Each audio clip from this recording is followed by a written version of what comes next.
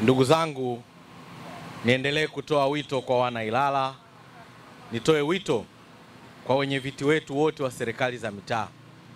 Kila mwenyekiti hakikishe kwamba sasa mvua zimeanza kukatika katika mitaa yao yote, usafi unaanza kufanyika. Tuhakikishe utupaji wa taka usiwe wa holela. Taka ziwekwe mahala ambapo kampuni za ukandarasi wanaweza wakazichukua na kupeleka dampo. Kuna baadhi ya maeneo taka zimekuwa zikizagaa ovyo.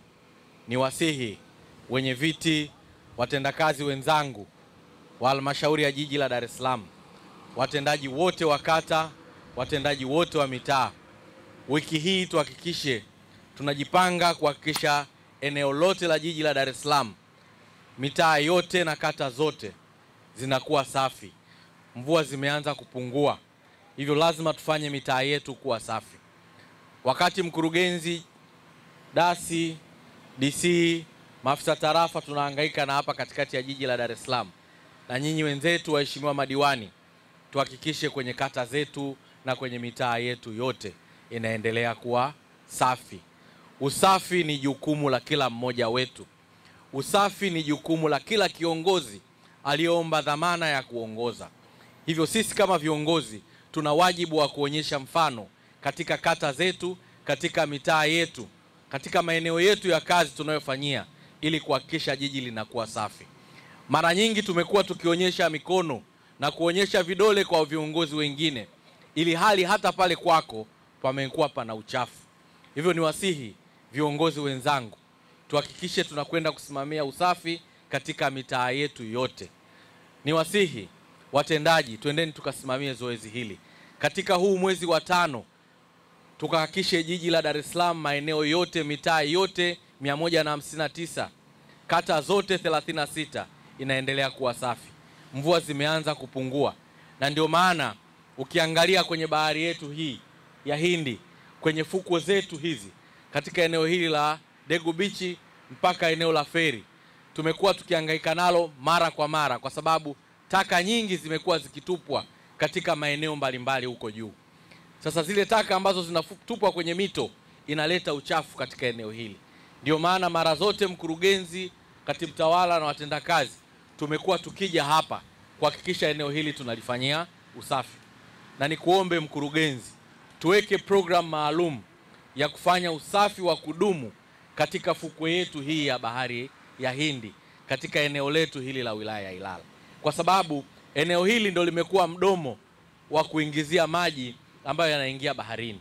Hivyo eneo hili limekuwa likipokea uchafu ambao pia unarudishwa na bahari. Hivyo tuna wajibu huo.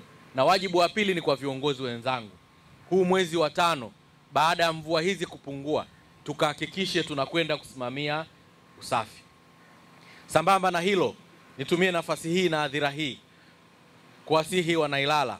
Katika kipindi cha mvua barabara zetu nyingi zimeharibika. Sasa mkurugenzi wetu wa jiji la Dar es Salaam kwa kushirikiana na ndugu zetu wa TARURA na baadhi ya maeneo kushirikiana na ndugu zetu wa TANROADS, wataalamu wameshapita kuona changamoto za barabara ambazo zipo. Mkurugenzi na timu yake wameenda kukaa kuona namna gani tunaweza kurudisha barabara zetu katika hali nzuri. Hivyo mkurugenzi, nikupongeze sana kwa jitihada ya kutuma wataalamu, lakini pia kuweka mpango madhubuti wa kurejesha barabara. Lakini nikupongeze mkurugenzi mstahiki meya na waheshimiwa wabunge wetu na waheshimiwa madiwani kwa kwenda kununua yale malori 5 ambayo katika kipindi hiki yatasaidia kwenda kurejesha barabara zetu.